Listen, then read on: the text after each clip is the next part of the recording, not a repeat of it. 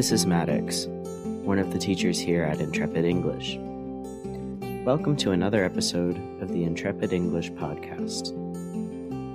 Today we're going to be talking about auxiliary verbs like do, have, and be. Imagine you're meeting a coworker for the first time and you're making small talk. What might you say to them? How do you do? How has your project been going? How are you feeling today? Those phrases all mean similar things, but if you switch around the auxiliary verbs, a friendly and polite conversation could turn miserable and confusing. How are you do? How do the project been going? How have you feeling this morning?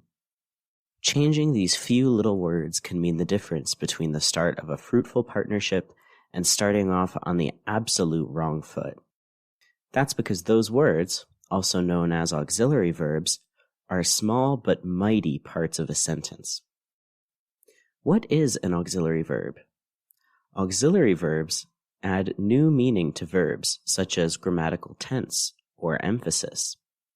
They're also known as helping verbs, since they basically help out the other verb they are paired with. There are many different types of auxiliary verbs. 3 of the most common auxiliary verbs are do, have, and be. Let's take a look at each verb to understand how it functions. Do. On its own, the verb do can mean to complete an action or task. For example, I do a dance, or he does his homework. However, when used as an auxiliary verb, do can add one of 3 things. Emphasis.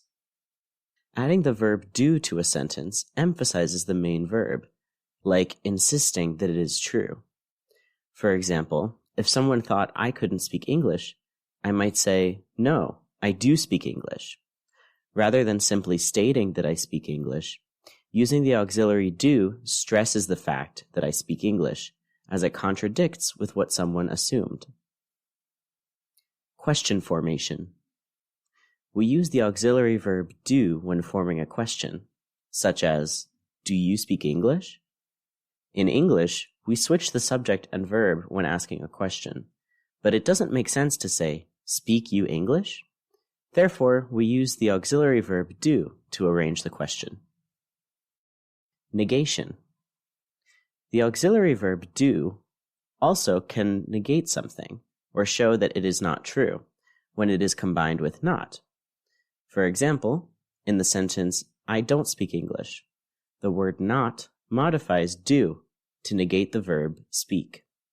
It is not correct in English to say, I speak not English, so instead we use the auxiliary do. Have.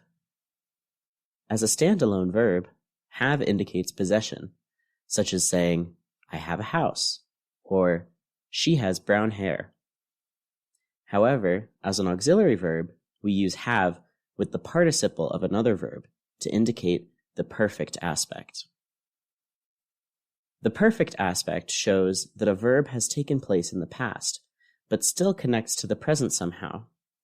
For example, in the sentence, they have visited Hong Kong before, so they can speak Cantonese.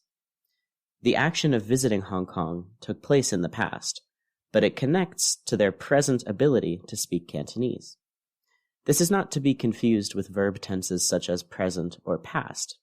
If that is confusing to you, check out this helpful post from Kate about some key differences. The auxiliary verb have can be conjugated the same as any other verb. Its forms include have, has, had, and having, and they can all be negated with not. Here are some examples with those other forms.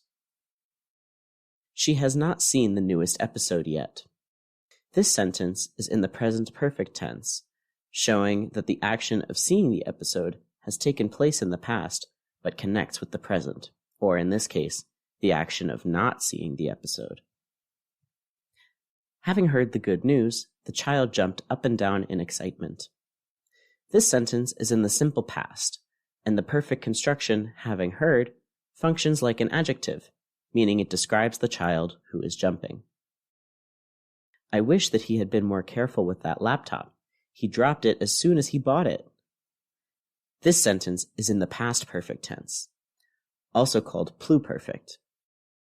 Not only did the action of being careful take place in the past, but it is in the past of the past. First, he was not careful, then he dropped the laptop, and now in the present, the speaker is wishing something different had happened. Be. The verb be is the first thing any English student will learn. It indicates basic existence, which can include position, such as the cup is on the table, nationality, as in I am American, occupation, as in they are a teacher, and a whole host of other things. As an auxiliary verb, be is used to indicate the progressive aspect, or to show the object of a verb, as in passive voice. Progressive aspect. Progressive verbs are constructed with the auxiliary verb be and the ing form of the verb to indicate that the action is taking place immediately or is not fully completed yet. For example, if I say, I call my friends on Fridays, I'm speaking generally. But if I say, I am calling my friends right now, it means I'm currently or just about to be in the middle of calling them. You can also use the progressive aspect to emphasize a verb. For example, if I say, I am calling my friends today, that doesn't mean that I'm going to spend the whole day on the phone with them. It just emphasizes that I actively intend to call my friends. Indication of object. When used with participles, the auxiliary verb be indicates the object of a verb. For example, the car was driven by my father. This uses the passive voice. Generally, the passive voice is not used very often, though I used it just now, as it is less clear and engaging for the reader. But from time to time, you can encounter it. Review exercises. Let's practice what we've learned. For each of the following sentences, choose which auxiliary verb makes the most sense. For an extra challenge, note how the auxiliary verb changes the meaning of the main verb. 1.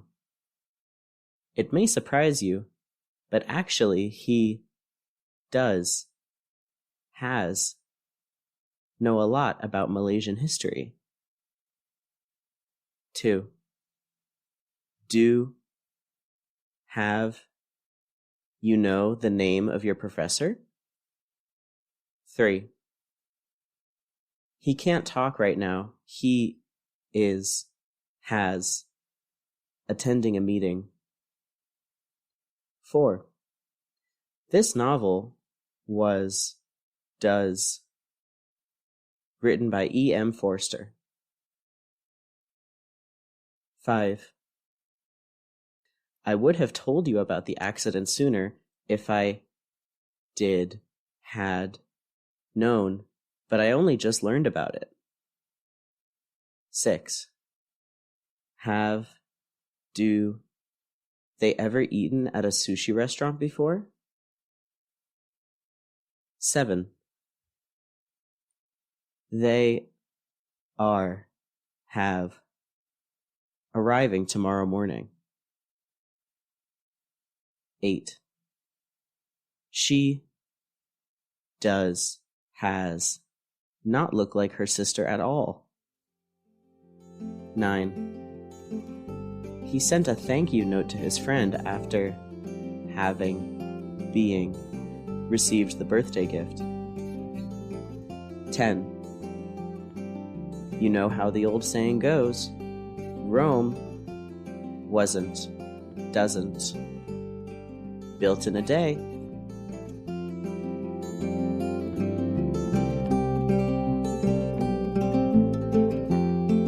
So, if you're still wondering if online English lessons are right for you, why not book a free trial lesson today and talk about your English goals with an experienced and friendly English teacher?